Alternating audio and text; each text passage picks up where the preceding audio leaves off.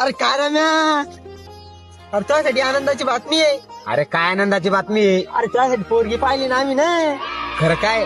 अरे पण ती पोरगी काही राव अरे चालती ना, 2 तरंगे काळण गोरात चालती. यार, तुझ्या 8 वर्षांनी मोठी यार. पण ती 8 वर्षांनी मोठी आहे. अरे काही एवढी मोठी नाही, चालन चालन. 8 वर्ष किती येते, काही एवढी मोठी नाही, चालन चालन.